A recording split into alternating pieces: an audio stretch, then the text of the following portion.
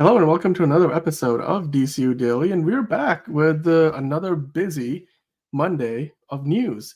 We left you guys last week talking about Green Lantern, so we're going to continue that conversation today because it looks like DC is struggling to find their lead actor for Hal Jordan in that show. We're going to get into that. There was a report out there, which I don't know if there was any new information in that report, but it was certainly just talking about the idea that Josh Brolin and, of course, Matthew McConaughey have seemingly both passed on their roles. So who else do we go to? And is it even going to be a problem trying to get those people who are still on the short list? So we're going to talk about that. We have to talk about the Batman 2. Matt Reeves said that it takes place in the winter, right after the Penguin wraps. And we kind of touched on this on Friday, but we want to get into maybe if that's a hint as to who the villain might be, where the story might be going. Are we about to get Mr. Freeze, whoever else might be in there? Will we get a Harvey Dent?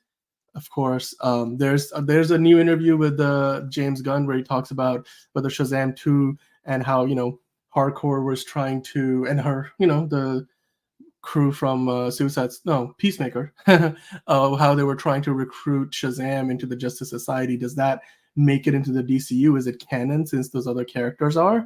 The Penguin is not going to be Oswald Cobblepot in the new show.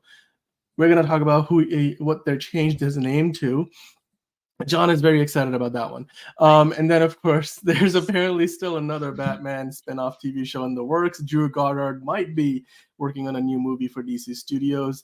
Batman is going to become the first superhero to get a star on the Walk of Fame because they're running out of real people to put on that walk.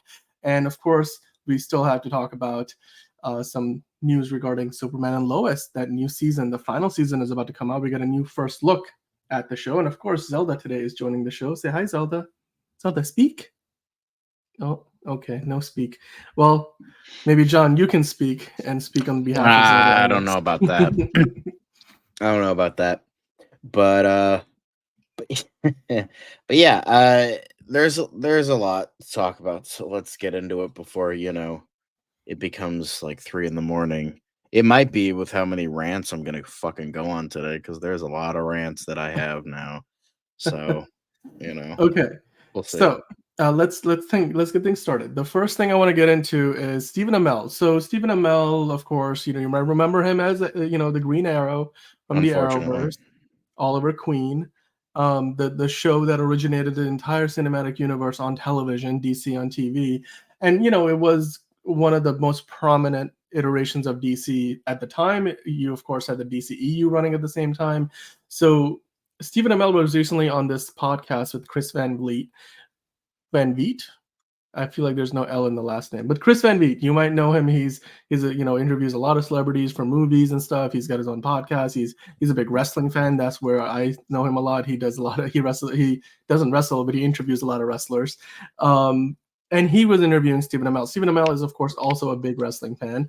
He's got a show where he plays a wrestler. He's been in the WWE on guest spots, and so he was asked about what are your thoughts on the Arrowverse and this lasting impact? And Stephen Amell had some interesting comments, John. So yeah, he basically said when people think about the most recent iteration of DC, they don't think about the Snyder Cut. They think about Arrowverse, which is a heaping pile of just complete and utter fucking horseshit. Like, I might not like Zack Snyder, and I don't like what he did with those characters, but at least like it's not the fucking Arrowverse. Like most of those shows were fucking hot trash. And it's just what's so funny is that what started this whole conversation, actually, because I watched the whole video the other day. I watched it, and it was like I don't know if you remember this from Peacemaker, but it was like one of the mid episodes, like it was like episode 4 or 5, where they were just talking about like conspiracies, because like the whole because it's like the whole like alien conspiracy that they're taking over and all that shit, that's the basis of the first season of the show. And like throughout the entire season, the whole thing with John Cena's version of Peacemaker, this version that James Gunn set up, was that he's a fucking idiot. He's a dumbass. Like, he's literally like the whole basis of the character, like what James Gunn told him how to do this character was that he's douchey Captain America. Like if Captain America is like the American dream, Peacemaker is like the American nightmare. Like that's what Peacemaker is supposed to be. And the thing is, he's a fucking moron. And throughout the whole, and like he's like the whole thing is like satirizing like right-wing wingnut fucking QAnon people who think like people come back from the dead and shit like that. That's like the whole satirization of the character.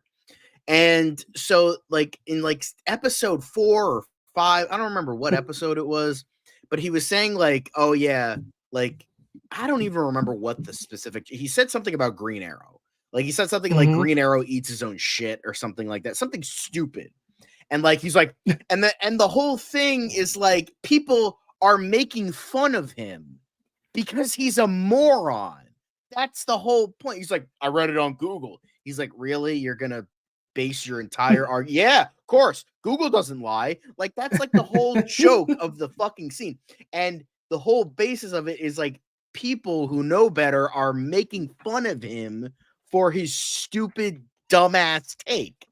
Because it's, you know, a comedy show. It's an action comedy. It's like, I think Stephen Amell forgot the, you know, comedy part of it. It's a fucking joke. First off. Second,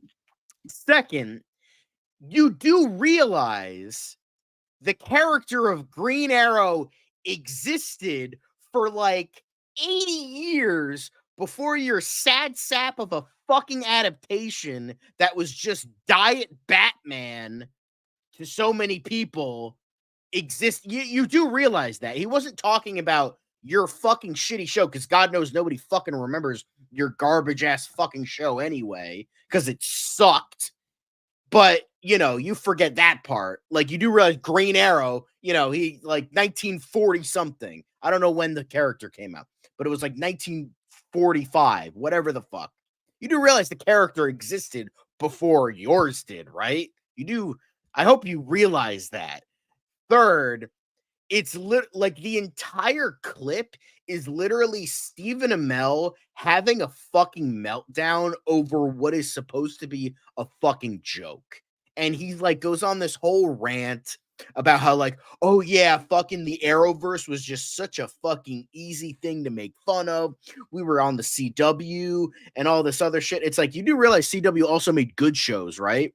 People, like literally, people still to this day praise Superman and Lois. You know why? Because that's a good show written by people who actually know what the fuck they're talking about and actually know how to write these fucking characters, unlike, you know, fucking Mark Guggenheim, who wouldn't know fucking anything about a comic book, even if fucking Stan Lee and Bill Finger slapped him in the fucking face.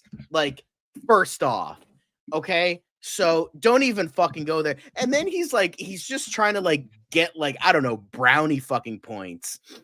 So he's like, it was really hard to play a superhero, guys. It was like so fucking hard to play a superhero that doesn't have superpowers for 23 bro. Adam West is fucking like crying over your fucking sad sap of your fucking bullshit. Like, don't even fucking go there. Like, like if 17 Batman actors can do it fine, then you need to like shut the fuck up, because you sound like a fucking moron. And it's ridiculous. And it's just like, it's clearly like old man yells at cloud. Like, this motherfucker ain't fucking relevant anymore. Nobody watches his garbage ass wrestling show on, what was it, fucking HBO. Nobody gives a fuck. Who, like, I don't even know what the show is called. I don't even know how many fucking seasons it's been on. Nobody gives a flying fuck about this douchebag anymore. Yet he's trying to like, he's like, I swear I'm still relevant, guys. I swear. No, just shut the fuck up. Stephen Amell, just please, for the love of God, just shut the fuck up. Stop talking. Nobody cares what you have to fucking say anymore. And because all you're doing is acting like a fucking sad sap sack of shit, and you're like just like a fucking petty ass little crybaby. Go fucking to your corner and just keep crying, because God knows any goodwill that you maybe could have had to maybe make a cameo or like be in an episode of this or maybe do this, you just burned every fucking bridge for acting like a fucking whiny ass crybaby over a fucking joke in a show that you probably didn't fucking watch since you had no concept of the context of the joke, as well as the fact you're just completely and utterly blind to a character that has existed for almost a century before you and will exist over a century after your sad sack will finally bite the fucking dust. So, Stephen Amell, from one bearded man to another, stop fucking talking, because I think the entire internet will be grateful for when that fucking happens. You fucking pathetic sack of shit. Please. Anyway, that's rant number 1. Done. Yeah. I By need the way, to blow my nose. Yeah. But by the way, Antonio saying that his wrestling show, Stephen Amell's wrestling show, it airs on Stars, not HBO. It's on Stars. It's not even good enough for fucking HBO. All right, get out of here. It's, I mean, I'm a wrestling fan. I think it's good to have somebody of his, star power be associated with professional wrestling. But that being said, yes, I think as far as his comments here go, it's a little. It's not. I mean, the fact that he's it's one of those things where actor talks about something they've done as being the best version of that thing, where like I'm sure like Michael Keaton says my Batman movies. Not that he has said this, but if Michael Keaton said my 2 Batman movies are the best Batman movies of all time, you wouldn't be surprised because no shit, it was the Batman movies he was in. And people promote their I mean, it's weird that he's still clearly he was very much into his version of the DC universe, and I'm sure he's proud of the fact that he was a part of that for a long time, right? Because he's different scale, but he was the RDJ of the Arrowverse, like Robert Downey Jr. is to the MCU, and whether you think it was a better version of DC than the version that Zack Snyder created or the DCEU, or what James Gunn is working on, or what we had with the even with James Gunn and Peacemaker, the Suicide Squad, Batman versus Superman. I mean, look, at the end of the day, we can all enjoy these things equally and not have to feel like one is better than the other, right? I take a joke. It's just like he literally played into the joke. Speaking of Peacemaker, like he literally played where they're like, I really fucking hate that rumor. It's not a rumor. Shut the fuck up, Barry. Like literally he played into the whole fucking, like that was one of the things Peacemaker mentioned. Like, oh, he fucks fish. That's been an Aquaman joke for fucking decades. Yeah. Like, oh, he fucks fish. He only talks to the fish. Like that's like the whole joke with Aquaman. I don't like those jokes because like I feel like Aquaman's more of a character, but at the end of the day, they're a fucking joke. And you know what? Jason Momoa, good for him. He played into it.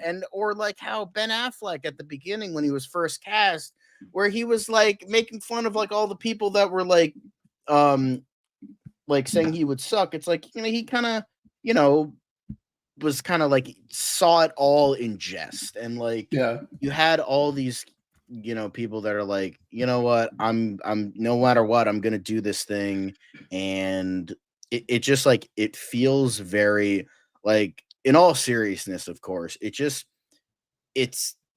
feels very like it just feels so, he's butthurt. It's just very pathetic. Like it's just so it's, I would say and the thing is, like his version of Green Arrow, the closest is probably Longbow Hunters. That's because that was like the darkest that Green Arrow ever went. But it's just like the way he's like, oh, it was like the hardest thing ever. Oh, it was like they were specifically talking about me. It's like, or they were just talking about the Green Arrow character because it's been a character. He's been a character. I want to say the 40s. I don't know specifically, but I'm pretty sure he's been around since the Golden Age. Obviously, different iterations and versions and all of that. But it just like the first thing that pops up when it comes to Green Arrow is the character, not yours. So like, you know, it just 1941. 1941 was specifically when, you know, the Oliver Queen as Green Arrow Yeah. became, you know, as a character, and Right. I mean, but co-created by there's Mort also Weisinger and George Papp. By the way, give yeah, credit where credit is due to the, you know, guys who yeah, created him. And like he's been a character that's existed in adaptation. Like, yeah, he's the first. I believe he's the first live act. I don't know.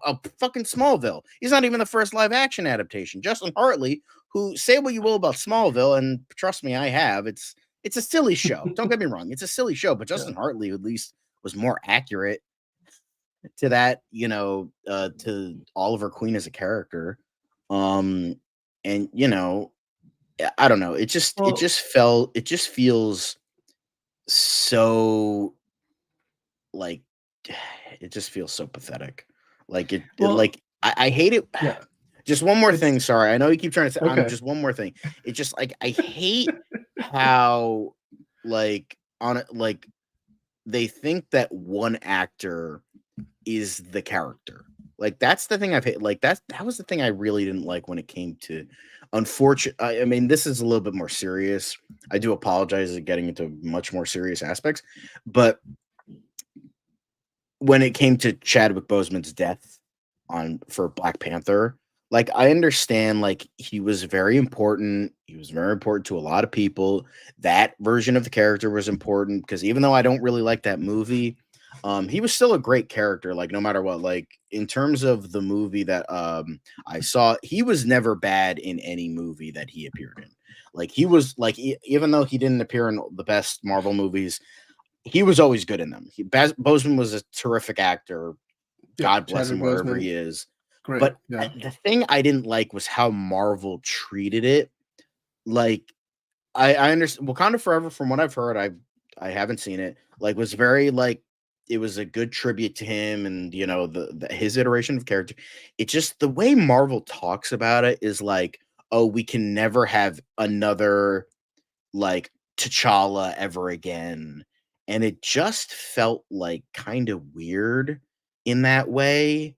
Like it's like these characters have existed for almost a century, like you know, Superman being the first major Yeah. superhero character. I know there's like the Shadow and Zorro. I meant like comic book strip Well, I mean, characters but there's plenty of in titles. examples. Yeah, it's Um, but they've existed yeah, for almost a century now. Like, I mean, Batman and Superman celebrated, you know, like what was it? Like the 85th anniversary or 80, something like 85th that. yeah, that 80 was it. Batman the something like 85th yeah. anniversary. I had to do my math. I'm like, wait a minute, what was it again?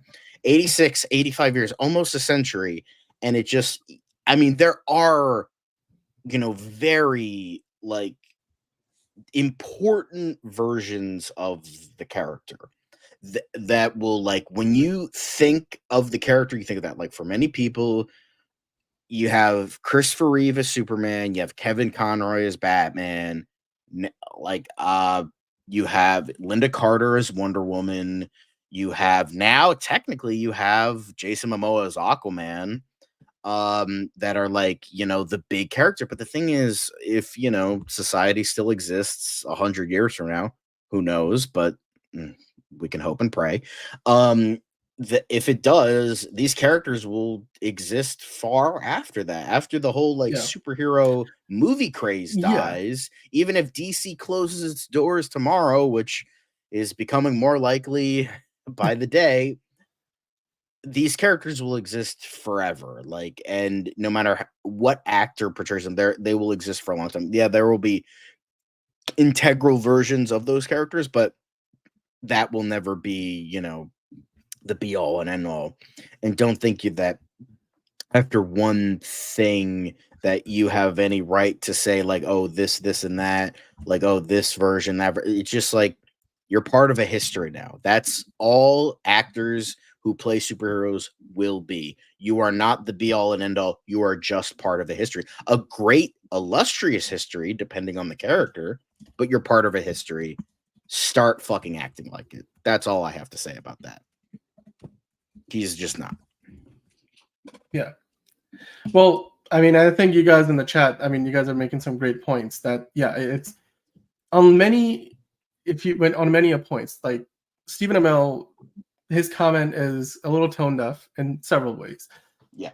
The Snyder verse, if you want to call it that, or the DCEU at large, will have a greater pop culture presence because there was a cinematic universe. It reached more of the, the average audience, like the people who are not big fans like we are. Like the more of those people know about those Snyder, movies, whether it's Batman versus Superman, Man of Steel, the Justice League movie, regardless of whether you watch the theatrical version, the Snyder cut, or both.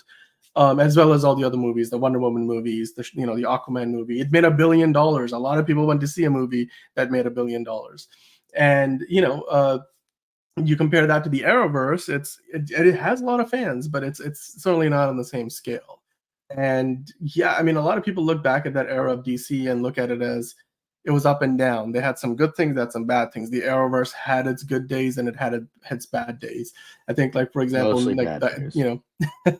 well, the Arrow, I think, had a couple of good seasons. The Flash, I think, should have ended after season 4, not go all the way to 10 seasons. There's many examples, like Black Lightning, started off really well, but then it kind of went really crazy. Supergirl, I think, the longer it ran for, it sort of like, just spiraled out of control with like the amount of super characters and the kind of story. The stories weren't really consistent, but it's a lot of TV shows live past their expiration date, and a lot of the shows in the Arrowverse did. Some of them maybe ended a little too early, depending on which ones you were a fan of. But, Superman and Lois, of course, the last remnant of that world, even though it's not technically part of the Arrowverse, it sort of originated from it. So it's on its way with the final season. So John, let's kind of, switch gears, and we're going to get back to that, by the way. That's a hint at what's coming up later in the show. We'll talk about Superman and Lois's final season. But right now, I want to talk to you a little bit more about what James Gunn recently had to say. So James Gunn, as he always does, he gets asked questions on his social media, in an interview, and he recently was talking about, his inspiration for the logo of Superman, the new movie coming out in 2025. He's also been talking about, the introduction to the DCU and, kind of how we're going to go about it. Of course, he's coming to New York Comic Con next month for Creature Commandos, which will be the first entry in the new DCU. And then James Gunn, of course, answered the question about whether Shazam 2 is indeed canon or not. So I'll start with the first point here, right? So he was asked about how the Shazam 2 movie, features into the larger canon of the DCU. Does it even, is it just the DCEU thing that doesn't matter in the DCU? And the reason why, you might be wondering, Shazam 2, why Shazam 2? So if you remember, at the end of Shazam 2, Amelia Harcourt, John Economos tried to recruit Shazam to the Justice Society. Basically, Billy Batson, they walk up to him, they're like, you want to join? It was you're part of a bigger world moment. To give you that Marvel reference for a second. And James Gunn was apparently never a big fan of inserting those characters from Peacemaker and the Suicide Squad into these various other movies, like in even Black Adam, right, where Waller shows up at the end. He wasn't really a fan of that. So James Gunn clarified. He says, hey, you don't need to be confused. It's not canon. I don't know now, and or then what Hardcore or Economos have to do with the Justice Society. Basically saying that Shazam 2 is not canon to the DCU, no matter what you think about it. And the same would apply to Black Adam. So, it's not shocking that he says it, because he was never a fan of that. What do you think, John, about the idea that, again, Shazam 2 and the idea of Billy Batson being part of the Justice Society is not something James Gunn has in the works for us? I mean, that seemed pretty obvious. I mean, it's technically part of a canon that's none of it's canon anymore. Yeah. Technically, none of it is canon, with the exception of maybe Peacemaker, maybe the Suicide Squad, and maybe Blue Beetle.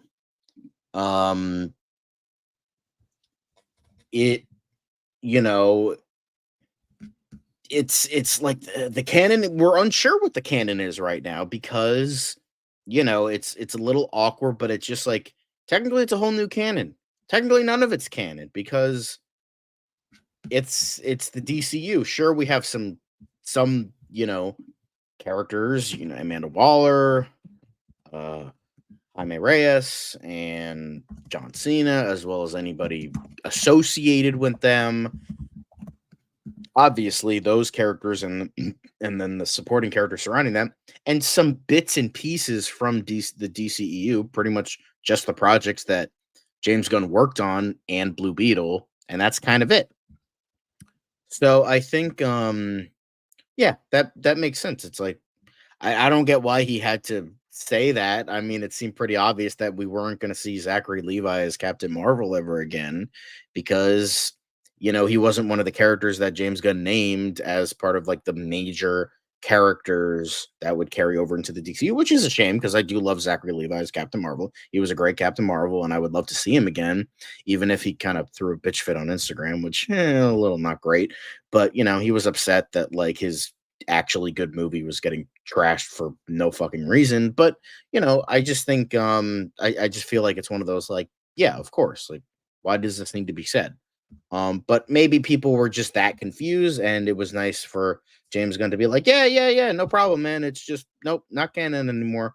Although I would love to see the Justice Society, guys. I would very much love to see the Justice Society. But you know how it is. I just Yeah, I but do yeah, know how it is. it just seems obvious. Like that's the main thing. It's just like, yeah, of course it is. Yeah, of course there's no Captain Marvel being part of the Justice Society. That doesn't, of course not. Why would that be the case? I mean, yeah. Well, look, it's to me the idea that those movies in any way connect, because once you start connecting one plot point, then you got to worry about, well, this one you're picking and choosing, and that's going to confuse the shit out of your audience. So I like that he clarified that none of that is canon. We're moving on. This is a different universe. Now there's more in this article, so let's just kind of go through a couple of the other points. And again, James Gunn sort of confirming and reiterating a few things that we already knew, but he did confirm that indeed the Superman logo is specifically based off the Kingdom Come logo. It's not a coincidence that they look similar. So it leaves you to wonder whether we are going to get an adaptation of Kingdom Come. Now, of course, he's used Kingdom Come artwork to promote the DC Studios slate in the past. From the very beginning, it seems to be a big inspiration. So I'm sure that's going to come into play. There's also the idea that Creature Commandos, is it the proper introduction? Can people skip it? And what James Gunn basically said to that is, I think both of them as individual stories that are part of an overall universe. So they both exist for their own sake. I don't see either one as an introduction, quote unquote, but Creature Commandos does come first. So John, on both points, what do you think about the idea that this is indeed, there's no doubt about it, a Kingdom Come based logo, and then also the idea that Creature Commandos may come first. It's just these are two pieces of the same puzzle. Like you can watch Creature Commandos and still enjoy Superman, and they're both really introducing you to the larger well, world. yeah, it just it's like, again, I feel like that's another obvious thing. Like anybody who looks at that logo, it's like, yep, that's Kingdom Come. That is the crest from Kingdom Come. So, and there was a rumor that they were going to adapt it eventually. So it's like, yeah, of course that makes sense. Yeah. Why does this need to be said? Like he said multiple times that Kingdom Come was the inspiration for that logo. And looking at it, if you have fucking eyes, hell, even blind people can see that. So, it's just like, again, doesn't really need to be said, but I guess for the clarification, so people can run more clickbaity articles and, analyze the shit, nerds analyzing the shit out of it, just like us can, have another thing to talk about, I guess. But yeah, good times, I guess. Well, there was this other thing too. This is something where, again, James Gunn answers questions for fans all the time. So on Threads, where he hangs out a lot, people were asking him again the idea that, hey, you did announce a bunch of projects that haven't quite been greenlit. So what are we to believe? Like, what's confirmation that something's going to actually happen? The fact that you announce it, like as part of a slate reveal, like they did a couple of years ago, or is it the fact that it's been greenlit, like Lanterns was greenlit recently, right? So now they're casting and they've got finished scripts. And James Gunn basically said again, while they announced all these projects, there wasn't any definitive order in which they were announced. And the only thing that has really changed is, of course, Waller moving and, Peacemaker now coming out first because of the strike last year and how the two projects were in development. And it ended up, one was, moving along at a good pace. The other one fell behind. But the last couple of sentences are what strike me the most, which again, I don't know if it's a shot at Marvel or not. It probably isn't, but it could be a thinly veiled shot at the Marvel Studios, especially considering their troubles with the current phase that they're in, the fact that they've had to like rework the Avengers movies, and we still don't have any updates about when Blade is going to happen. They reshot almost entirely Captain America: Brave New World. They had to restart over almost entirely from scratch on Daredevil: Born Again, where clearly they were kind of putting the horse before the cart. So James Gunn is like, unlike most studios, we'll never start production on a process if a script isn't finished. Quality is the utmost priority. Do you think that is going to end up like being for the better at DC? Is it going to end up in a situation where we only get one movie a year like we are next year? Do you feel like they can pick up the pace enough that they do have quality, but we still end up getting enough movies a year where we're like, okay, there's 2 movies for me to look forward to, 2 TV shows, which is what they aim for? Or do you think they're just going to be too slow at this point because they're focused on quality is that much? Yeah, obviously both have pros and cons. Like the well-oiled machine of Marvel, that has pros and cons. Like, sure, you get a lot of quantity, but like you get inundated with it, then people get sick of it. But then if quality, there's like, okay, you're just kind of waiting around, like, when's the next thing going about? But I do like how the so I think I will say this definitely needed some clarifying. Even though we knew that it was quality stuff, like greenlit until nothing's greenlit until scripts are done. We all kind of knew that. And so I like how he said mainly the first sentence. Most of those weren't announced in some definitive order, because a lot of people assumed that was the definitive order. We were going to get Superman at the time, Superman Legacy. Then we were going to get The Authority. Then we were going to get Brave and the Bold. Then we were going to get Supergirl. And then we were going to get Swamp Thing. But really, that's not the case anymore, obviously, because now we're getting Supergirl next. And then we might be getting something else after that. Who knows? Maybe we'll just be getting Supergirl in 2026. And they want to keep that, the latter half of the year be like Batman hype. So we'll have, 2 different visions going on there in terms of the Gunverse, and then the Reeves Batman Epic Crime Saga. So it feels like, when was Green Lantern? I was like, I saw green. I thought somebody was talking about Green Arrow. I'm like, what? No. Oh, well, a lot of the chat is, we're going to get into Green Lantern later, but if you're clicking on the thumbnail and coming into the show, we do have to talk about Green Lantern and the struggle to cast Hal Jordan. We will get into that. But right now, we're just talking about James Gunn's philosophy on the DCU. So just like, I want to quickly wrap it up so we can get to the more exciting stuff. But yeah, I like how he did say that's not the order, so don't expect that. So I like how he did say that, even though you could have gathered that, obviously, they didn't give us a timeline. They didn't say like, here's a here's just like I bet he like went over it like a trillion times, and like the movie's order always changed, so obviously we're not getting that stuff. We're not getting Superman first and The Authority. We could be getting Swamp Thing after Supergirl. That would probably make the most sense, because that's the only one that has a writer and a director now.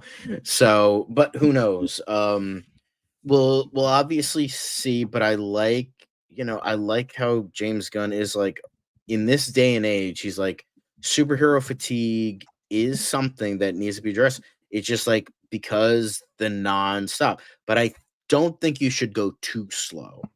Like, go with like kind of what phase 1, early phase 2 Marvel was, where it was like 1 to 2 movies a year, and then to fill in the space, as somebody was saying here, like have a TV show to fill in the space, animation or otherwise, to do that for people that are really craving something else and want something else in this universe. Then they have that. So I think that's no, it's not.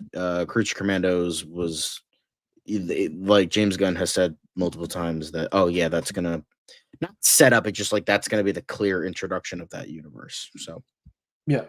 Yeah, and I think he has mentioned in one of his past press conferences that ideally they want to do 2 movies and 2 shows a year. So, and we'll see if that is indeed where we end up. But I did want to, again, one of the last things from that big article was these pictures of all the gifts that the crew got. All these the crew wrap gifts. Of course, we've seen them before. We've seen the black and white shirt with the Superman logo, which I think you can get a version of that on the DC shop, but not quite the one that the cast got. There's been other crew gifts that we have seen before. Of course, now we're seeing this here. There's a coffee mug, which has got probably some concept art for from the costume design department, maybe before they made the costumes. And we have seen, of course, David Cornswet wearing that Clark Kent, that suit that is a little too big for him. We have seen, of course, a Superman costume. That gives us an inkling on what Lex Luthor is going to look like. Nicholas Hoult, which is bald head Nicholas Hoult. That's probably a bit of a surprise. I wonder who is that Lois Lane, you think, in between Nicholas Hoult and Clark if Kent I were to there? guess, yeah, that's kind of seems like the case. Yeah. I mean, it's interesting. I mean, this is great because it's just fantastic. Yeah, you can even see Mr. Terrific, and then right there, on you the can kind far of see right. behind Yeah. you can see Guy Gardner a little bit. Yeah. So A little bit. Yeah, right there.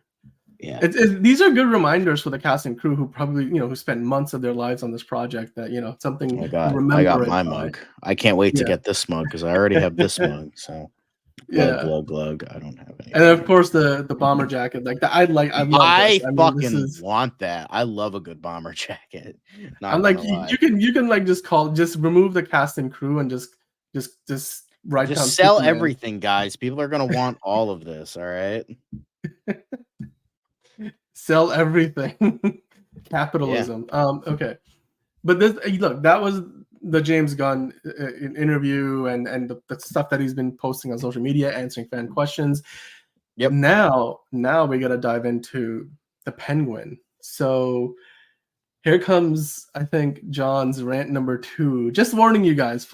By the way, Josh saying, love the art and style of these cups. Yes, I think this would be a great merchandise for when the movie does come out. Maybe not now, but when the movie comes out, put it out there. People will love this. People love the behind the scenes looks. The fact that you would get some concept art, because that stuff is going to end up on those extras in the DVD, and like if you watch it on Max or something, right? Like you'll get the extras and the behind the scenes featurettes. Imagine if you can then get the mug with all this character artwork. It'd be fantastic. Yeah. So, and the miraculous thing, CC Creature Commandos takes place before Superman. It's like a prologue. That's exactly what James Gunn said. So yeah, absolutely agree with you there. Dead to the Snyderverse, long live the new flesh. Oh, the Steel of Magnolias in the chat. Man of Steel Magnolias, I should say. You got to keep that one long. I appreciate that David Cronenberg reference as a fellow horror guy. So I very much appreciate that. That's a good one. Well, John, there is this other thing that we got to talk about. I'm among many. We still got a lot to go. But it's not dark and gritty. Okay, the chat is just going crazy with the Snyderverse stuff. We love all shades and colors of DC, as it were. I'm not worried. Merch is going to go crazy with this film, says the Watcher. Yes, it will, because James Gunn knows what he's doing, and I think he's really good with that stuff. Yeah. So with that said, and by the way, one of you guys clarifying in the chat, I think Antonio saying, I love the idea of having Wonder Woman start out as a TV show. I actually want a DCU Batman TV show in this universe and a Superman DCU TV show in this universe. And then Caleb saying, WB executives have said that the total output, including Elseworlds like Joker Folie à Deux or the Batman, will be 3 movies and then 4+ shows a year. I think that's a good number. I do believe I remember we talked about that on the Oh So Curious show, because one of the executives at Warner Brothers said this, not like James Gunn. So yeah. Now with that said, John, let's pivot over to one of those Elseworld stories. So of course the Penguin is coming out in now, what is it, 3 days, right? 3 days. And we start to get episode 1 of 8 of Oswald Cobblepot, or wait, is it Oswald Cobblepot in the Penguin? Is Colin Farrell actually playing Oswald Cobblepot? That is the question, John. And if you go by what one of our one of the producers on the show said, The name is no longer Oswald Cobblepot. Indeed, it is Oz Cobb. They decided to shorten it. It's like Vince McMahon got a hold of the character and said, "You're not Chad Gable, you're just Gable." Or like, that used to. If you're a wrestling fan, you know what I'm talking about. They would all the time like shorten the name of the wrestler from like a name that sounds like a real person to just like literally a character. Like there was a character named Big E Langston, and they were like, "You're just Big E now. Forget the last name." It's like they did like, Oswald Cobblepot sounds very retro, very of the time. Let's maybe call him Oz Cobb because Oz Cobb is cool. Oh yeah, because nobody has a stupid fucking name nowadays. Like, So do we not remember what Elon Musk tried to name his fucking kid? Like fucking AE minus 12 plus 6? Like, really? Like, I love how it's just like, one, we've already gotten the grounded shit with Christopher. Like, it's getting really hard to defend this fucking universe nowadays because it's just like you keep doing dumbass shit like this, just like Oz Cobb, which first of all sounds inherently fucking stupid. Oz Cobb sounds like a dish from like some East bumfuck like Tennessee town. Oh yeah, we got the Oz Cobb. Yeah. That's a corn on the cob covered in mayonnaise, and we fry it on the grill. I don't know why I sounded like Brooklyn, but like it's just like, first of all, it sounds fucking stupid, and then it's just like Oz. It's just like yeah, because the last time DC changed the name, Rick Grayson, it went over fucking swimmingly, and it's just like more grounded. What the fuck does that even? Does nobody have like Oswald Cobblepot? Nobody has I understand, like, but there was a man that lived at a certain point named Ernest Borgnine. Like, people have dumbass names, something, and it's just like, oh, to make it more grounded. You do realize this is a universe about a man that dresses like a fucking bat instead of getting therapy and beats the shit out of people. You do realize that, right? This is a universe where a dude dresses up as a bat. Like how fucking grounded. Do you just like at the end of the second movie, he's just gonna be a guy in like a ski mask or something? Like, oh, we need to be grounded. We need to be more grounded. We can't have him wearing a cowl or anything. We can't have him, doing this. We can't have this integral Batman thing or this or that. God forbid if we like actually keep the characters the way they fucking are. Again, characters, as I'm saying with the Green Arrow thing, that have existed for almost a century, that have worked for decades with no fucking problems. Yet now it's all of a sudden a fucking problem that he's called Oswald Cobblepot. That's the issue. Okay, sure. Call him Oz Cobb, the most brain dead fucking. Yeah, just call Mr. Freeze Vic Fry. Yeah, that'll work. Or yeah, just don't even call fucking Clayface Basil Carl. Just call him Baz. Yeah, just call him Baz. That's his name now. Baz Carl. That's his fucking name now. It's just like, what the fuck are you smoking? And can I have some? Because y'all are just going fucking crazy here. Like, I just don't understand the need to change so much shit about characters that have existed for decades. I almost say centuries. For decades. Like, making Penguin a woman, making him Oz, like this poor man has been through a lot this year. Just leave him be. Like, just call him Oswald Cobblepot. Keep him a man. It's not that fucking big of a deal. It's not rocket science. It's a guy who dresses as a bat and punches people. It's not fucking The Godfather. Like, y'all need to fucking calm down here. It's just, it's I don't like Yeah, you're still there. Was the Penguin? I mean, Penguin wasn't British. I mean, Danny DeVito was he always? I mean, he was in some iterations. I know in like the Arkham Asylum, Arkham City, the Arkham verse. I don't know. I mean, it's maybe I don't know. I mean, That's technically, Professor X wasn't British until Patrick Stewart made him British because Patrick Stewart's British. So they're like, all right, he's British now. Sure, why not? And it's just like, yeah, that's the thing that's like turning me. Like, I'll still watch the show. I'm still excited.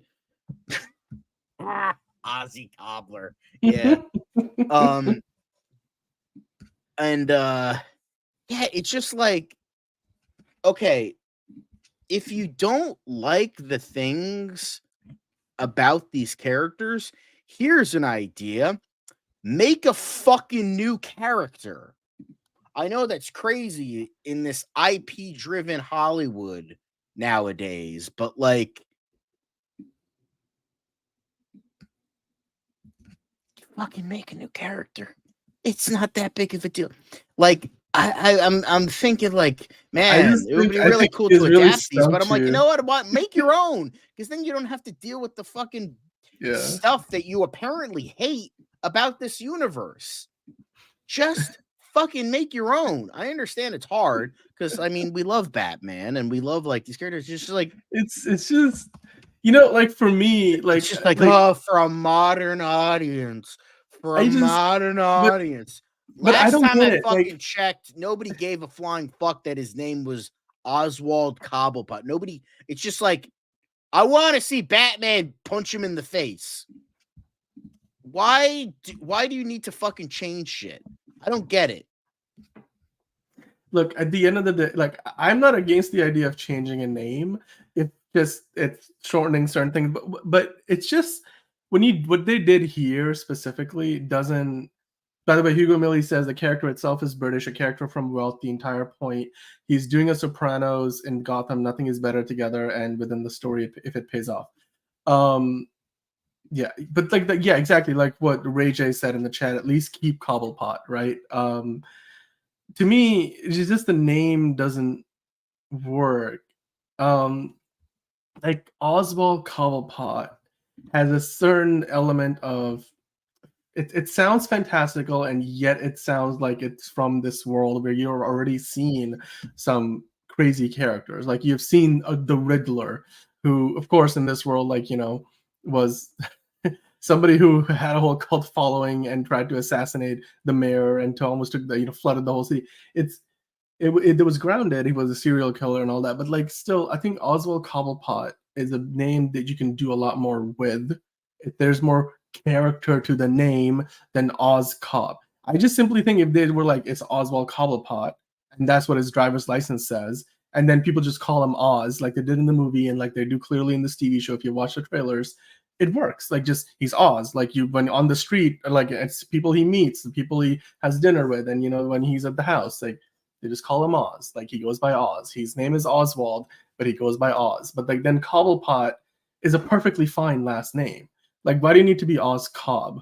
Like, it sounds dumb. Like, it just sounds like one of those things that you would see in a 2005 movie where they were trying to make a superhero movie, but make it grounded in the wrong ways, It sounds like the Rick Grayson thing all over again. Oh, nobody's named Dick, and a lot of people are named Dick. I understand it's changed because people associate dick with a penis now, and I get that. Like when your characters like they did make I remember a great way they did that in the fucking Lego Batman movie where they were like, hi, I'm Richard Grayson, but the kids at the orphanage call me Dick, and he's like, kids can be cruel. It's like, oh, that was fucking great, but then just leave it as is. Again, no, like Rick Grayson. Oh my god, like don't get me fucking started on Rick Grayson. And then when they had to reintroduce the white Wally, they kept the black Wally, so they had to make one of them Wallace West and one of them Wally. Just like, okay, I mean, well, at least that makes sense because it's like Wallace is his full name, and they just call him Wally. But it was just like that was a whole nother kit and caboodle with that. It's just like stop changing shit. I understand, like. Yeah, Bruce Wayne is nobody's named Bruce anymore. Just call him Way. Yeah. After the stuff he puts in his protein shakes. Way. Yeah. This is the way. Yeah, call the Joker the Chuckler. He doesn't make jokes anymore. He chucks things at people. I understand Chuckler is another thing for, but he just chucks things at people like, Batman, Now he's Clarky. That's his name, Clarky.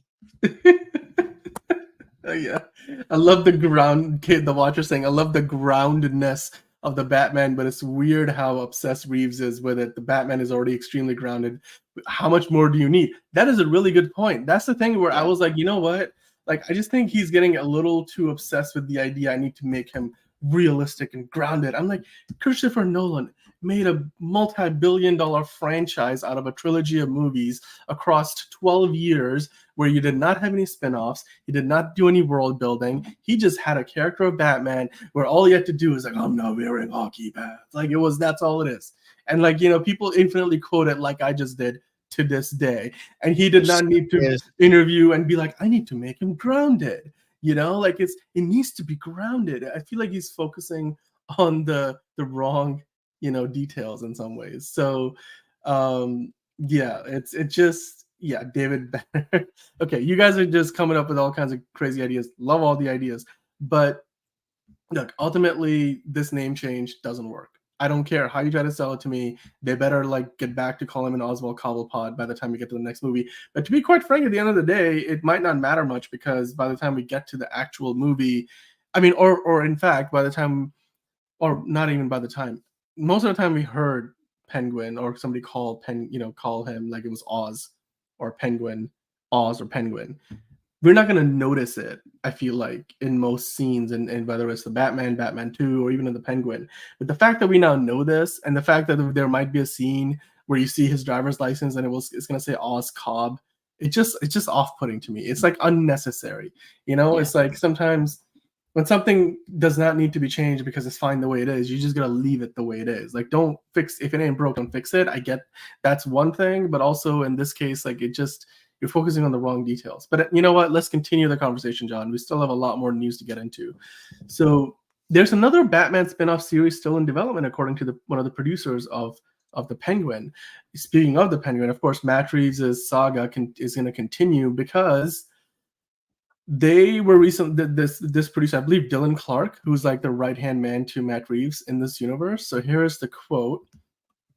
And yeah, basically, if you remember back to a couple of months ago, John, we were talking about, how Penguin was going to move forward, of course, and Lanterns had been greenlit, but they kind of passed on the Arkham Asylum spinoff. Mm-hmm. It looks like and now Gotham Central. And Gotham Central. So, but they did say that, they were still potentially working on it. They might still get back to that eventually. So here we are. This is one of the quotes from Lauren LaFranc, who's one of the showrunners of the Penguin. She was asked about, Sophia Falcone and, maybe what happened with the other show.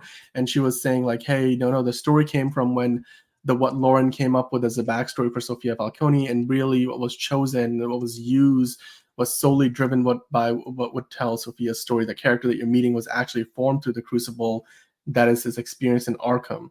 And then Reeves reiterated that they were not trying to set anything up down the line with the storyline in Arkham Asylum, that it was dictated that we, what was dictated is what we saw, and that was it.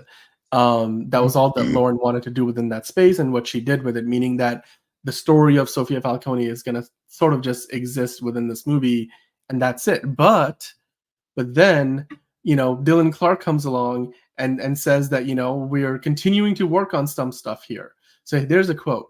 That was important to us, that visually it looked like we had to match that part of it, the fact that the Penguin looks like the Batman. And that's the fun of having made the movie and being the producers of the television series, how those worlds connect so that they feel like a nice handoff. That part of it is fun. And then he just casually, continues on to talk about how there might be another show on the way. Right. And then talking about her ideas and the story elements that relate to Sophia Falcone, her ideas meaning the Lauren LaFranc, who's the showrunner of the Penguin. And of course, Kristen Milioti playing Sophia Falcone, those are all new ideas for her and have nothing to do with the other series that we're continuing to develop. And there it is. Nothing to do with the other series that we're continuing to do. The other series, John. What is this other series that they're working on? Do you think they're still trying to make that Arkham Asylum show? I think it's pretty much going to be confirmed that it's going to be a Catwoman show. Like, what else would it be? Like, they said that. I mean, it's entirely possible they might bring back the Arkham show, but that's unlikely. So I feel like we're going to get a Catwoman show. It feels like it makes the most sense. Boom, Catwoman. There you go.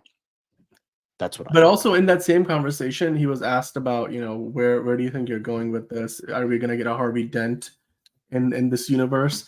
Is he going to get a show? And then Reeves did say that it's thinking certainly in the way that our conversations have gone, implying that we might get an Harvey Dent show. I mean, what do you feel like a Harvey Dent show is something that you would want to watch, like sort of a legal procedural almost in a way? But based. Again, it would have to be a prequel series, and it's just like I don't really give a fuck about that. I want to see him as Two-Face. Why the fuck do I care about him as Harvey Dent? Get that the fuck out of here. More Two-Face. Hopefully on the actual correct side of his face, the left side. Bruce Timm. Does it really matter though? I don't know. It does, considering that literally every iteration of the character, except for the Batman Cape Crusader one, is on the left side. That's saying something. That could be a good one. Like, I would say, like, I don't know, maybe do a mini series of like, I don't know. I could maybe see like a mini again, but it seems like the Penguin. I don't think we're gonna get it season 2 because now I've been seeing that they are marketing the show as a limited series. So obviously that might mean nothing in the long run because tons of other shows that were meant to be mini series became TV show, like ongoing TV shows. Legend of Korra is the one that comes to mind, but that was supposed to only have one season, but then it did so well, and then they made 3 more seasons. All of them sucked, but it was that could be the case. But I feel like with his comments, so it seems like we're only going to get a miniseries. I could see a Harvey Dent miniseries. It's just like I could see like a 2-season show where it's like one he's Harvey Dent and then the next season he's Two-Face. It just the thing that is like if we're doing a trilogy, there's only so much you can do. There's only so many characters you can showcase. And it's just like, especially if like they're gonna do Court of Owls, that's gonna have to be a 2-movie commitment. That needs to be a big fucking movie. So it's not a debate. It's only Bruce Timm made it a debate because he put it on the wrong fucking side, but that's beside the point. But I just feel like, yeah, do I want to see these characters? Yes, but I feel like after the Batman trilogy is done, unless they announce that Matt Reeves, okay, I'm going to hand it off to somebody else, and we're going to get another trilogy, just not from him. But if that's not the case, then it's just like we're stuck with Batman only in 3 movies, and what? We're just going to get shit ton of spin-offs of like all these other characters without Batman. It's like there's only so much you can do without Batman. Like, don't get me wrong, I'd love to see, and I bat for this. I bat for the show. I bat for this show where it's like, okay, you don't need to have Batman in every single solitary thing, and I'm glad it doesn't here. I wish Matt Reeves didn't fucking spoil that immediately. But even with the case, I'm still gonna watch the show. It still looks good. I'm still interested, even with all the stupid name change bullshit and all that. Whatever. I'm still interested, and I think it's gonna be a good show. However, there's only so much you can do without Batman, because at the end of the day, in a Batman universe, people still care about Batman, and people are gonna want to see Batman.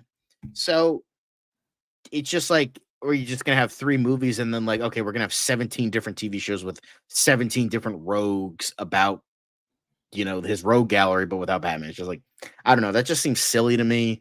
And I'm curious with how the epic crime saga will continue. I just hope it just doesn't end after 3 movies for the character of Batman, because I just feel like that would be very dumb in the long run. And also, by the way, I don't know for when we're going to talk about this. I don't think winter is going to set up Mr. Freeze. I think it's just going to take place in winter, and it's a cool We're setting. definitely gonna get into that. We're definitely gonna get I into think it's that. just a cool setting but it seems like okay. So the first movie started off on Halloween, and then it was like what, a week or two. Yay. I got 2 Superman shirts now. But Yes, Derpy, you're gonna have to compete with John now. so it seems like the Penguin is gonna be at least a couple months, because it's gonna be in like November. It's gonna start in November. It's like a week after the Batman, which is like mid to late November, and then so I think over the course of the show, it's gonna be about a month, because they said they're not gonna do Christmas and they're not gonna do New Year. So I assume it's like sometime in January. So it seems like it's the show is gonna take the place over the course of a couple months. Well, yeah, and then but Yeah. we'll get into that in a little bit. We do have to talk about that because it is interesting, and the consequences of that and what that means for this, for the larger universe at hand. And especially, I think I have some thoughts on, how this story is being told, and maybe because they're not really skipping time here. It feels like they're just telling one continuous story. But with that said, John, yeah, so it looks like at least one other TV show in the works for this Matt Reeves universe, the Batman epic crime saga. But speaking of Batman and epic crime sagas, as it were, we do have right here the news from the Hollywood Walk of Fame.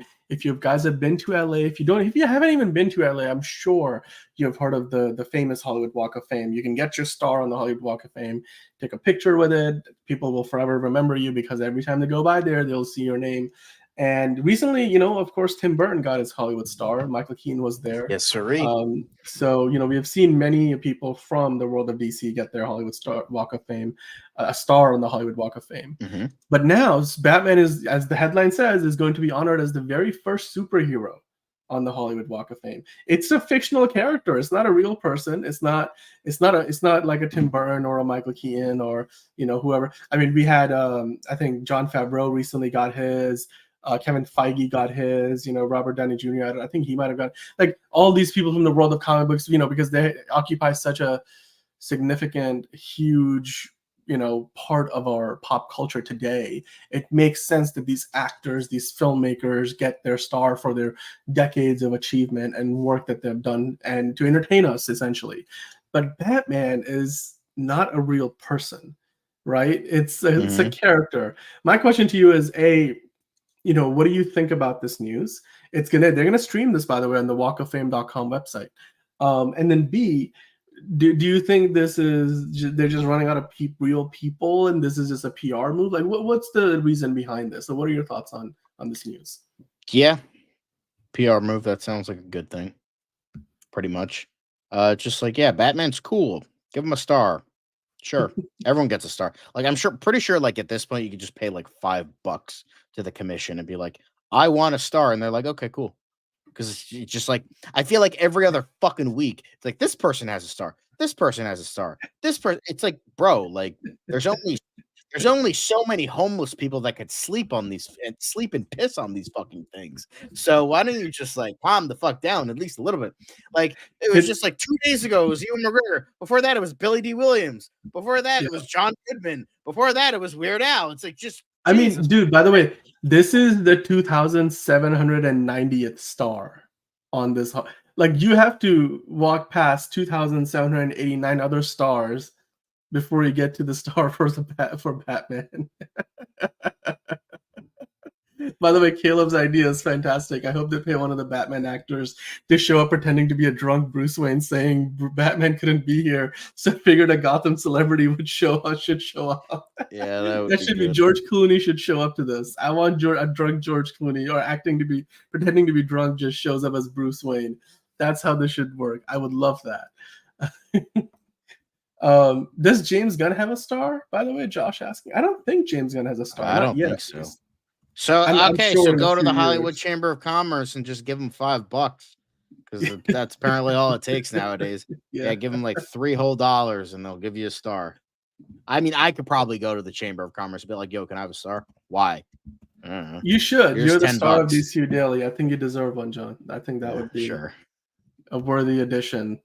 We can give you a star right next to the bat. Like, do you get to pay to like be like, can you move, Robert De Niro's star, or maybe move Jack Nicholson's star that way, so I can sit right between, the two people that I really want to be next to. Like, do you get to like? I don't even know how that You know works. what I want? I want to be next to Batman, and then when Sydney Sweeney gets a star, that's the next person I want to be next to. Just right in between Batman and Sydney Sweeney, because I think that Yeah. would be a good Uh-huh. place to Yeah. be. That would be a good. Yeah, I'm sure it would be, and I'm sure you would love that, enjoy that. I'm sure anybody would, quite frankly. Well, with that said, let's keep the ball rolling here. Just some quick hit news elements. Let's dive into our next piece of news. This is a bit of a rumor, so take it with a big ass grain of salt. But here it is. So recently, Drew Goddard, we have known that he's part of like the brain trust over at DC Studios alongside James Gunn, Peter Safran. And there's a rumor going around that the director of, the Cloverfield movies, Daredevil, The Martian, is now being eyed to write and direct Ironically, Matt Reeves Untitled. directed Cloverfield. He, I believe, produced it or wrote it. I So believe that's what it he's, of was. course, he's a writer, director, producer. He's one of those, like, he's not like Matt Reeves. He does a little bit of everything. And with that said, he's now being eyed to direct an Untitled movie for DC Studios. Two-part question. A, are you surprised? And then B, what could this Untitled movie be? I don't know, but I fucking want it to be a Green Arrow movie. Speaking of Green Arrow, I think Drew Goddard's like direction and writing efforts would be perfect for Green Arrow. I think he would fit that perfectly. Because I just think he could he's good at dealing with characters that have like a limiting amount of powers or like no powers, like Daredevil. And like I feel like he can get the comedy well, like with the Martian. And so I feel like um I just feel like he has an eye for comedy, an eye for visuals, and I just think he's one of those guys that I feel like um is just like he's constantly setting up projects that never happen, and it's just like this dude is so insanely talented, and he deserves like so. I've heard Bad Times at the El Royale is like really really good. He did Cabin in the Woods with Joss Whedon, that's great. I mean, The Martian is excellent. Daredevil was excellent. Drew Goddard is, he's great, and I would love to see him write and direct something for DC Studios because I think he would be fucking perfect for that. And I personally, I would love to see him as a Green Arrow, but like for a Green Arrow movie, but like I could see him as a lot. Like I just feel like his tone fits perfectly into DC, and the fact that he created the universe makes sense that he would all right, James Gunn's like, all right, you helped us out. Here's a movie. Here you go. Have fun. And I just think that tone would be like he can do a lot of like Martian is sci-fi, Daredevil's grounded action, Cabin in the Woods is horror, Bad Times at the El Royale was like sort of like a weird action comedy, like drama kind of thing. It was like very weird movie from what I've heard, and I just think he would be that his style and DC style would be like it's just a match made in heaven. I feel it's like when John Carpenter directed Christine. It's like Stephen King and John Carpenter. That's just a match made in heaven right there. Like that, it's like you can't get more perfect with those two styles. Like boom, give it to me. I would love to see him. Even for more of like a weirder character, maybe like Martian Manhunter could be cool. Yeah, hopefully. I just think, I just think that he would be really fucking perfect, and just, I mean, and he's been part of the Sinister Six movie that never happened for like years, so like just get him off of that, have him do this, it would be great. So yeah, I think that would be perfect. I don't know what in terms of what we have. Maybe it's even the Authority. I could see him for the Authority, because that doesn't have a writer or director allegedly. I know some Yeah. things James Gunn is keeping wrapped up, so maybe he's been working on the Authority and we haven't just known yet. And then That could be true. now somebody I leaked mean, something that he's been working on it, but like it's he going to be was, announced soon. So maybe he'll, yeah. direct something and then write something else. Like maybe he'll write Brave and the Bold, but he'll direct Teen Titans. I don't know. That could be a whole nother thing. Who knows? But whatever it is, I know it would be an excellent addition, because Drew Goddard is just very underrated in my humble Yeah, it's opinion. also like so 8 months ago, so when Spider-Man 4 still didn't have a new director, now we know that Destin Daniel Cran, who directed Shang-Chi, is directing the next Spider-Man movie. But Drew Goddard was at one point attached or rumored that he was going to be, he was being considered, and because of course he's done Daredevil, so they were going to bring him in and have Spider-Man 4 be directed by him. Of course, I don't think that's the case anymore. The idea, and then also Manolo suggesting in the chat Swamp Thing. Swamp Thing already has had James Mangold attached to it for a while. Whether that's still happening or not, we don't know. But I mean, I wouldn't imagine James Mangold is gonna give up that project that easily, though. And of course, for the Authority, that would be fantastic. I mean, maybe there's a possibility that they're looking at him and saying, "Hey, that new Teen Titans script that Anna Nogueira is working on is fantastic." Of course, she already wrote the Supergirl script they're working with now, so maybe they're like, "It could be perfect. Like, let's package that up. Let's make that Teen Titans movie be something that Drew Goddard directs." Because you have to have a director who's familiar with the genre, who's able to kind of mix multiple characters together, and that would be the same thing for the Authority and Teen Titans, where you need somebody like what Joss Whedon did with the first Avengers movie, right? Like where you bring in 5 or 6 different characters that are really, you wouldn't imagine will play well with each other. And they don't in the movie, but like as far as the way it's written and weaves the pieces together, it works.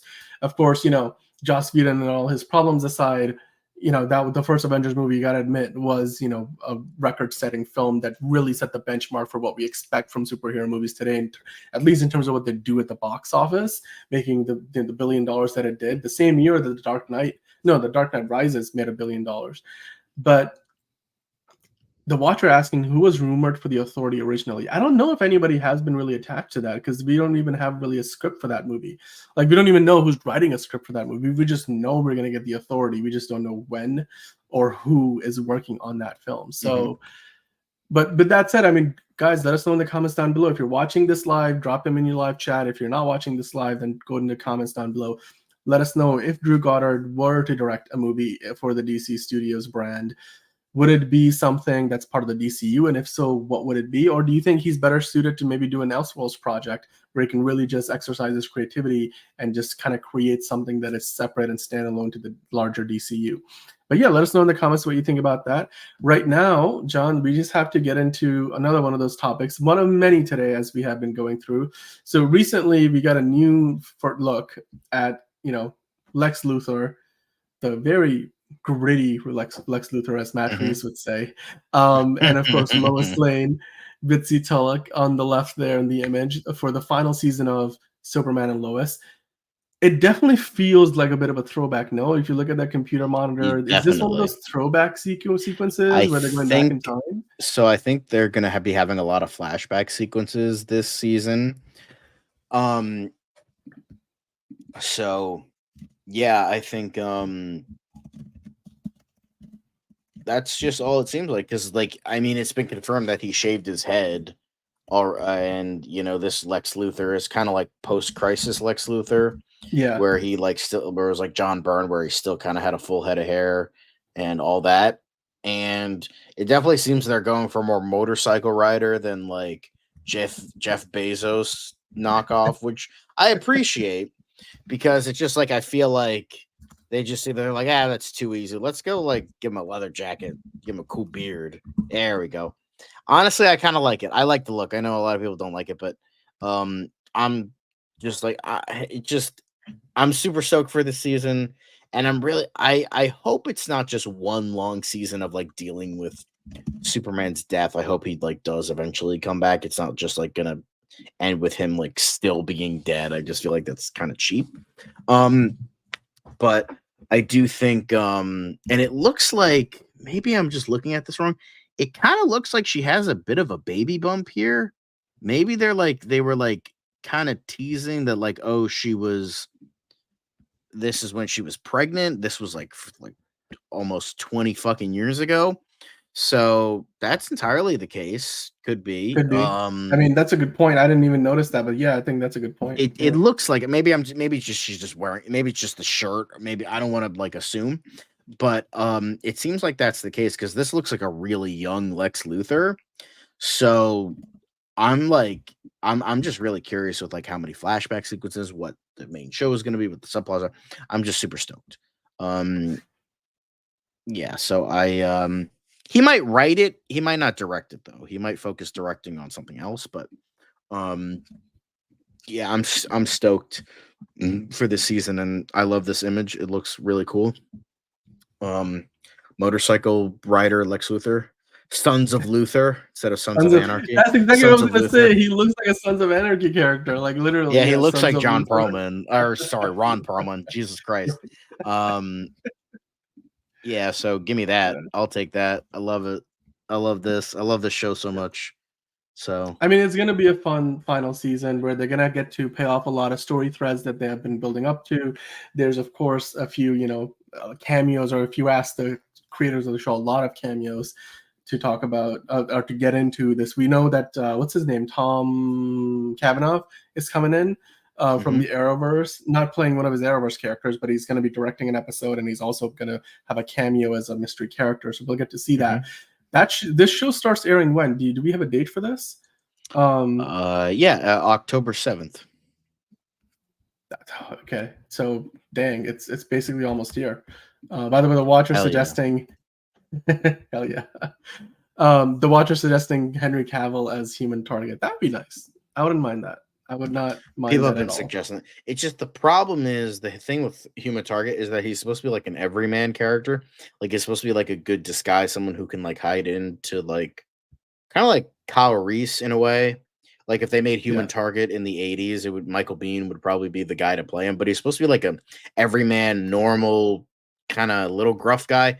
That's not Henry Cavill. That dude is like 6'4", He's gonna stand out, made of muscle, and has the jawline that can fucking cut steel. Like that's not like a character that can like ease into shit. Like so, like get someone who's not like a pretty boy. Like get like a more of like a regular dude that's like get someone who's like average height, average looks, and like then you can make that work. Yeah, I think it's a good point. But I mean, Henry Cavill, I'm sure, has many roles he could take on in the DCU. Which one that's going to be, we'll find out maybe, hopefully in the not too distant future. But we do have to talk about, again, we're going to jump back over to the Elseworld story of the Batman. The Batman 2 specifically. One of you guys mentioned this last week, and then we wanted to kind of touched upon it a little bit, but we want to kind of go into a little more detail today. The idea that Matt Reeves has now said that the Batman 2 takes place during the winter. So the first Batman takes place around Halloween time, right? And people are wondering, is it the long Halloween? What are they adapting here? Ultimately, they kind of really didn't do any one particular story from the comics, but they did tell a fantastic story, that the Batman made like $800 million or close to it. And it was, loved by pretty much critics and audiences alike. Now we're getting the Batman 2.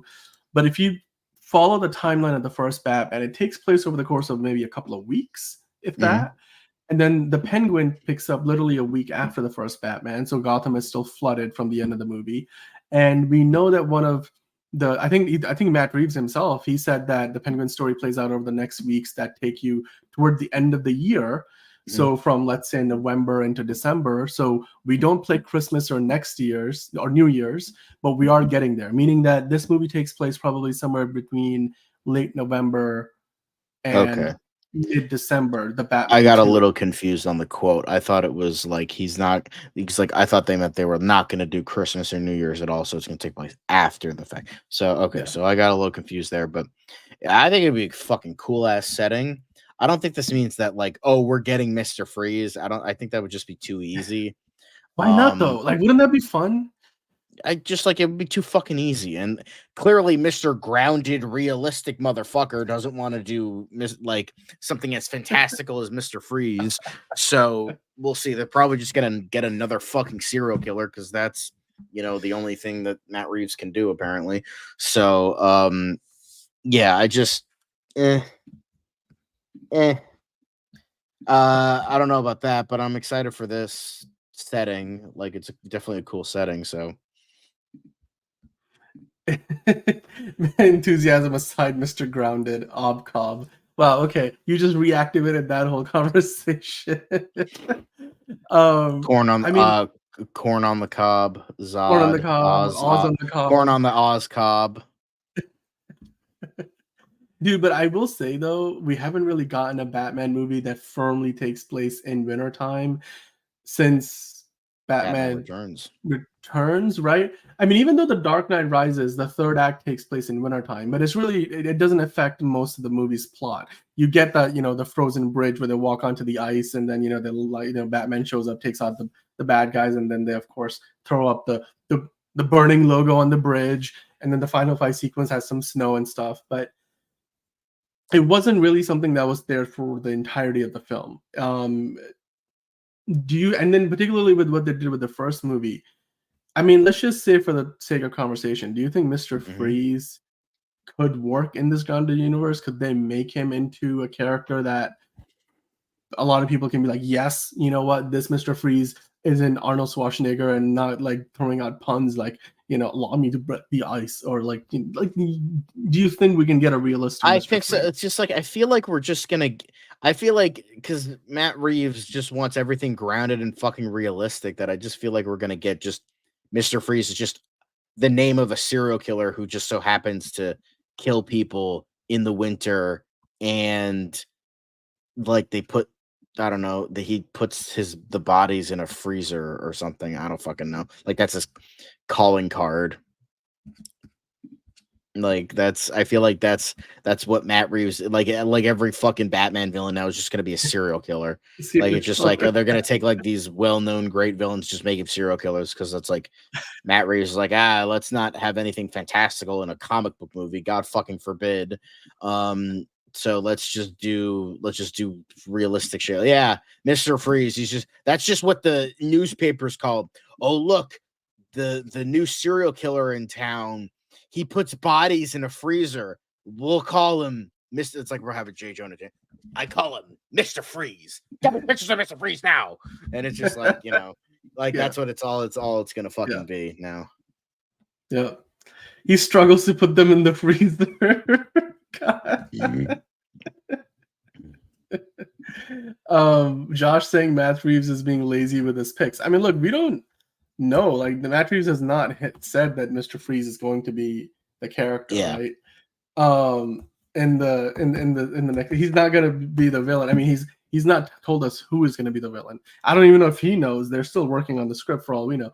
But as far as what he has hinted at, he is sort of talking about how the seeds of what's going to happen in the second movie are in there in the first film, and to that most people are like Court of Owls. That was heavily hinted at, especially when the Riddler has that whole montage about the history of the Arkhams and the Waynes and stuff, and that seems to be like the direction they're going in. So maybe that ultimately you find out that the murder of Batman's parents, Bruce Wayne's parents, was staged or done through the Court of Owls, the elite, the Illuminati, if you will, of Gotham. Yeah. Do you feel like if they did the Court of Owls, like they're gonna need to have certain characters that are like the focal point as the antagonist of the story? And if so, then who would those be? I just think Court of Owls does make sense. Like Matt Reeves did confirm that it's like, oh, it's going to be another conspiracy. They're going to go deeper and further. So Court of Owls makes sense. It's just like I feel like that's like a 2-film thing. 'Cause Court of Owls is a huge fucking storyline. It's not just like the villains. It was like in the Scott Snyder run on Batman, it was a huge fucking storyline. So I feel like you need like 2 movies to tell that. That's why I was like, have it be 4 movies, because then you can have Batman Part 2 be about like another smaller villain, and then 3 and 4 is like going to be like the Infinity War Endgame to the epic crime saga where it's like we're getting the Court of Owls. It's going to be a big epic two-parter. Like that's what I would have loved to have seen, but I feel like now we're just going to get Court of Owls. Now we're just going to get like Zodiac Riddler who where he didn't understand the fucking character, and then Court of Owls. So I don't know. Well, I mean, I think the Watcher has a good point with like what the theme here seems to be, that the Batman's identity in terms of who he sees himself as in this world is probably a good hint at where the second movie goes. He's not becoming a symbol of hope, and maybe, you know, his quest to become a symbol of hope for everybody. Maybe like through the Court of Owls, Bruce Wayne is discredited, or the Waynes are discredited in some way. Like kind of like a little bit of what happened in the Dark Knight Rises with how Bruce Wayne, you know, loses all his money and stuff, and all of a sudden he's like, you know, if you don't have the money and the gadgets and stuff, who are you still? And maybe something like that happens here. Maybe a different version of that. I would love to see that. I mean, but let us know in the comments, guys, what you think. Do you think that the fact this movie is going to take place in the winter between, let's say, the months of November and December, because they're not going to get to Christmas and New Year's, but they will, you know, be pretty much, if you look at the timeline again, the first movie takes place around Halloween. Oswald or Oz Cobb's story in The Penguin takes place for a few weeks following that, which will put us firmly in the back half of November going into December for the Batman 2. The other thing is, this would mean all of these three projects in this new universe are happening in a continuous timeline. So I wonder, like, if they get to the third movie, if that's still going to be just it's just going to be like Batman. It's just going to be like 2 months. It's just going to take place in like January, even though Robert Pattinson is going to look like 60 years old, because that's when this fucking movie is going to get released now, because Matt Reeves can't write a fucking script in under like 5 years. So like, you know, it's just like we're going to get Robert Pattinson. I'm rookie Batman, even though he's like almost 40 at this point. So it's just like, I mean, it's we'll see, but you know what they did do, like the John Wick movies have all taken place in like a continuum where there's literally been no break. Each movie picks up where the previous movie left off.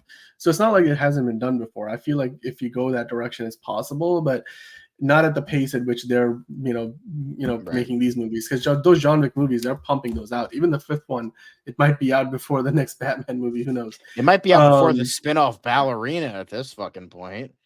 Yeah, I don't know. Like that one seems to be going through a lot of, different iterations and post-production with reshoots and stuff.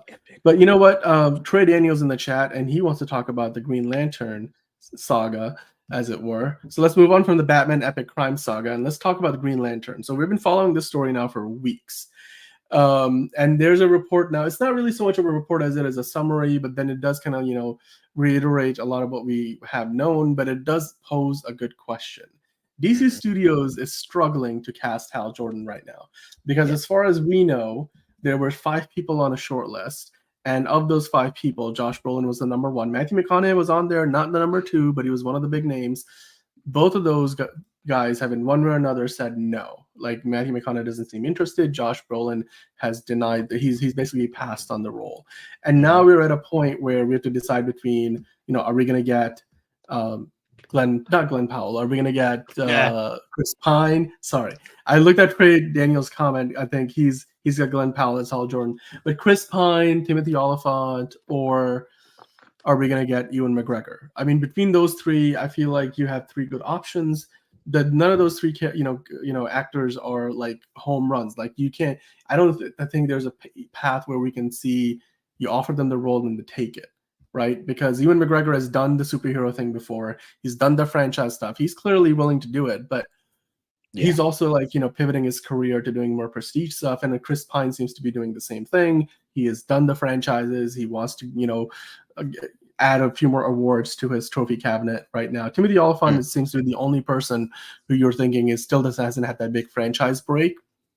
So maybe he's the one to pick, but he's also the one with the least amount of star power. In my book, he's still probably, just on the edges of being called an A-lister. Like he's not, like you look at all the other solid B-lister, I would say. Exactly. He's maybe a B plus or maybe A minus, but he's not quite the same caliber in terms of his reputation as Yeah. the other 5 names that we have talked about, or the other 4 names that we have talked about. So Yeah. to that end, John, this report really just kind of highlights again the struggle. It's not easy. They want to get a, It's you not. know, it's, I guess you could say it's not easy being green. essentially, it's a good way of saying it. So to just kind of pick, yeah. By the way, Hugo Millie wants Salma Hayek as Star Sapphire. Could work. It could work. And Yeah, Amanda you Stu just want to see Magnolias, big tits yeah. in a tiny outfit. That's all you want to fucking see. Like, all right. I mean, John, you wanted to have your star next to Sydney Sweeney on the Walk of Fame. Like what? I'm What? just I'm saying, just like, that should no, Selma Hayek would not work as Star Sapphire. Like, she wouldn't work anyway. But that's my opinion. yeah. By the way, I did want to say, Trey Daniels, in terms of your things, Glenn Powell's too young, John David Washington is too old, the rest perfect. So good on you, my guy. Luke Evans, I would say I think he would be really good as Midnighter too. I think that's a really good role for him. But Sinestro would also be perfect. And then I wanted Jake Gyllenhaal for a while. Chris Pine as Hal Jordan would be excellent. And then Jason Momoa. Jason Momoa was born to play Lobo. That's just facts at this point. Like, that dude is, born to fucking play Lobo. Like, tell me I'm wrong. Like, come on, look at that face. Look at that face. It's like that's the guy. Yeah. Don't give me an awkward silence. Don't act like I'm crazy. Are you pitching Jason Momoa as Green Lantern as Hal Jordan? No, Jason Momoa as Lobo. That's what I'm saying. Lobo. Jason Momoa was born. Well, to no, play Lobo. yes, no, I get it. Yeah, I think that'd be. I think everybody. No, There's Salma no. Hayek, no. Karen Gillan as Poison Ivy. That's, that's that. Just saying. Do you feel like there's any other names that we should be talking about that we haven't really gotten into yet? In terms of Green Lantern or in terms of anything? For Hal Jordan, do you feel like there's any other names that we are not thinking of that might be a good fit? I mean, I don't think they have been, because if they're revealing this that they're struggling, then I have a feeling that they're not quite there yet. But obviously we'll see. But just, I don't know. Like, I feel like I view that as a compliment. Anyway, but I know John Hamm was like a big name, but he turned it down. Did he though? Was that a long time ago? I think that was a while ago though. That they wanted John Hamm, and then he turned it down. He's like, I'm gonna go to Marvel, and then I'm like, all right, you're an idiot. But yeah, I think John Hamm, even like if we're talking about anybody, John Hamm I think would be good. And then I don't know, if James Marsden wasn't such a sack of shit, I would say okay, he could probably be good. And then too young. If they want like a 40s, 50s Hal Jordan, Kristen Ritter's way too young. But I think I can't really think of anybody else. Like I can't. Like I don't know. I mean, I'm trying to think. Like, who? By the way, the watcher asking, do you guys remember when Jason Momoa put out that video being excited about DC? We do. But I don't think that was for anything that we are thinking of. Like, I don't think that was because he was cast as Lobo. He was hosting Shark Week that year, and he walked out of Warner Brothers Discovery like all excited about that, and he just didn't say it. I feel like that's all there was to it. People call back to that like, oh my God, he was cast as Lobo back then. No, I don't think if that were the case, then we would know about it by now, because you don't cast the character, especially if you go by what James Gunn likes to say, until you've got a script. And what script would he have been a part of? You don't know that there's a Lobo project in existence unless it's one of the super secret ones. I don't think it would have been that. So I think that he was just excited to be the host of Shark Week for Discovery that year, which he did a great job with for what it's worth. But I don't think it was because he was cast as Lobo. Maybe they talked about it. Maybe he's still the favorite, and he's the lock if they were to have Lobo somewhere in the DCU. But I don't think they have him like, sign on a dotted line that he's Lobo in the new DCU yet. Trey, by the way, disagrees with you. I think John mean, in Stewart terms of who they be want John David someone late Washington. 20s, early 30s, and the man is 40s. So I don't. But think again, that's you got to that talk bad. about like you can play 20s or 30s, not necessarily be in your 30s. You know what I But mean? they Like, also want this guy to be the main DC Green Lantern. but dude, So I think Black they on want to Black, keep him John around for David a long Washington time. looks fine. Like he He can. looks fine, but I think they want the longevity is what they're aiming for. And I see what you Aaron mean, though. Pierre can give it. And a bunch of my buddies watched Rebel Ridge, and they're like, "This dude is fucking perfect for John Stewart." So, That's true. That's true. I'm just saying. Yeah, I I like think as the days go by, the more excited I get at Aaron Pierre's casting. So I think I might be, and within like a couple weeks, I might be a full, Aaron Pierre as John Stewart convert. So we'll see how that goes. But yeah, it just that's understandable because like Green Lantern, it's kind of a weird. Just kind of a weird thing because it's like it's a big character, but it's a TV show. And then there's also contracts and like, oh, you're going to be playing the character for this many years under this many movies and TV shows. It's like it's a lot. So I understand why some people would be apprehensive, and yeah. So I get it. Like I get like why they're struggling, and then it's also like there's probably a few guys that they're probably like, okay, cool. You're going to be working with Damon Lindelof and Tom King. They're like, nope, fuck no, I'm out. We're not dealing with that. Out of here. We're out of here. So, I mean, it makes sense if that's the case. But yes, I also agree. Somebody mentioned that there was like a bounty hunter in the original comic book. So I'm like, have that be Lobo, played by Jason Momoa. And then boom, there you go. Boop, there it is. It's also, by the way, we did in the thumbnail put down Ryan Reynolds and Blake Lively, of course, from the 2011 movie. Wouldn't it be the biggest like Ryan Reynolds would fucking if they- slit his wrists before he would ever be in a Green Lantern movie, let But alone it's as not Hal the Jordan. same people making it, right? Like it's He just gives no fucks. He gives no fucks. He hates that movie. I think he hates the character. I think he hates DC now. So, I mean, with how many fucking knocks at DC he did in Deadpool, in the Deadpool movies, it makes sense that he would just be like, fuck DC permanently. So, yeah. Well, I mean, it wouldn't be surprise me if they did do, because I feel like that's the ultimate like payoff to that years of trolling is that you do bring Ryan Reynolds back ultimately. But I don't. Yeah, it would be maybe for like one of those crossovers where he's like, I'm the only Green Lantern there's ever been, and only there's ever gonna be like we saw Blade with Wesley Snipes in the Deadpool movie, but. Yeah, but Carol Ferris was the only time played in live action was Blake Lively. Ray J agreed. By the way, Josh asking about thoughts on Francis Ford Coppola's or Coppola's? No, Coppola's. I'm sure you meant to say Coppola's. Megalopolis. Yeah. We're gonna get into that movie review in a couple of weeks when it releases. It's coming out next week, so we're gonna review that movie. So do stay tuned in. The trailers look weird. It's interesting. It's very Francis Ford Coppola. It's every panel of every freeze frame in that trailer looks great to me, but ultimately I don't know what the story is about. I feel like that movie might be one of those things where it's like a cloud atlas, like it looks great, but is it really a good story?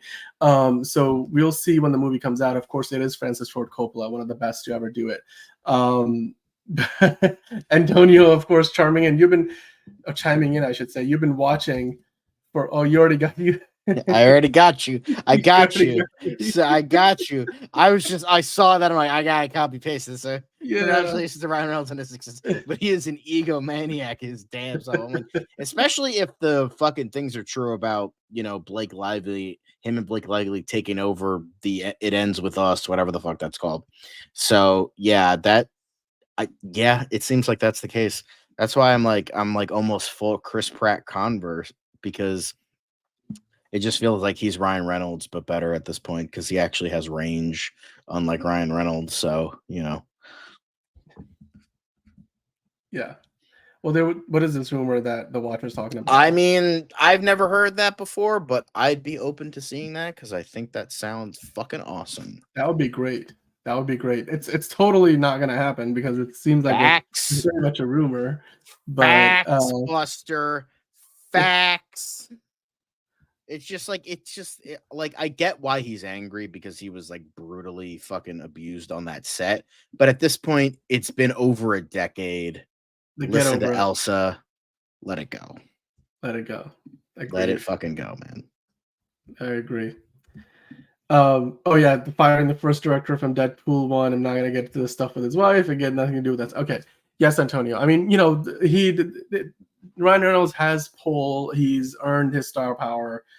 So, he gets to use it. But that being said, talking about Green Lantern, I think ultimately we're still only like a couple of weeks removed from when the news came out that Josh Brolin was going to be offered the role. I feel like this process to get somebody cast in a role of this, importance might take a little more time. And then Jay Kelly said, for all we know, this could already be done. We're just getting this news on an incredible delay. Very slow basis. Yes. But that, they cast somebody, but we just don't know yet, even though somebody's probably signing a contract. Whoever that person is, we will bring that news to you when it does come out. Who?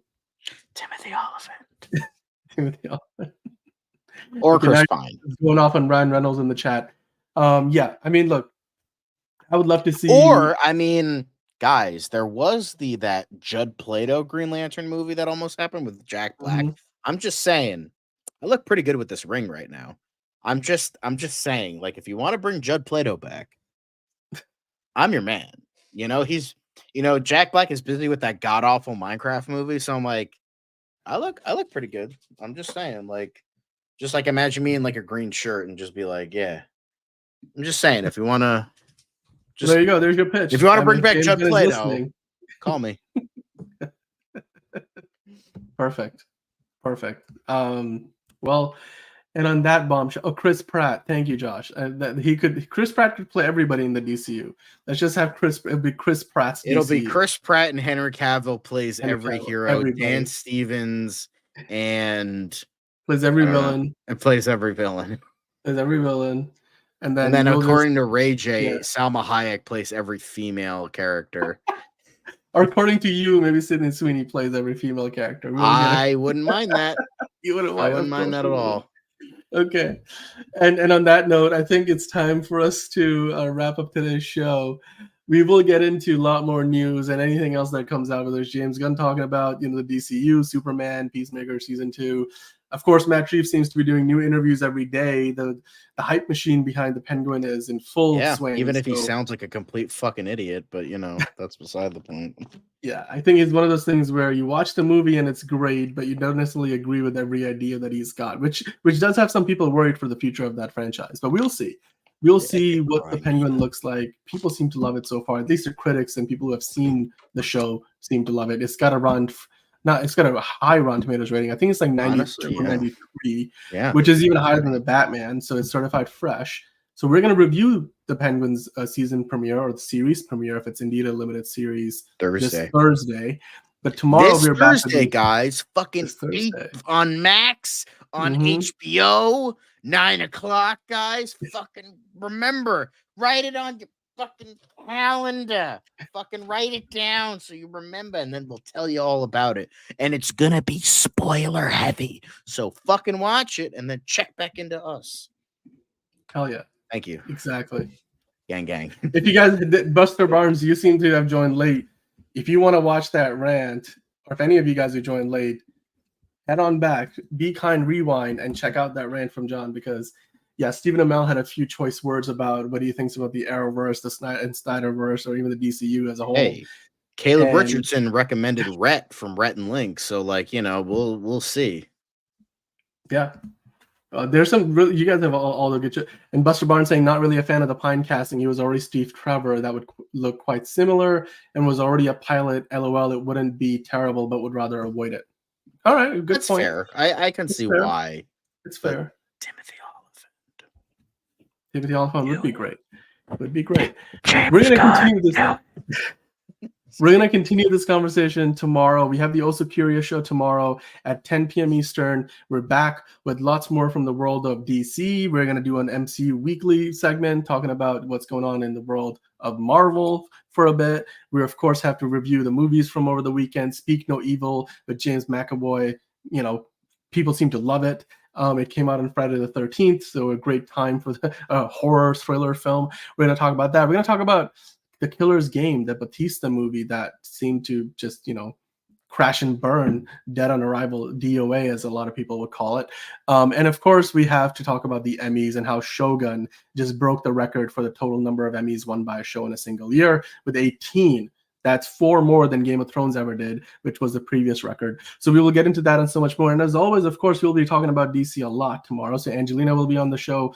Bridget is going to be on the show. John is going to be on the show. I'll be on the show. It's going to be a packed Also Curious times DCU Daily. Come back tomorrow to join us on this channel here.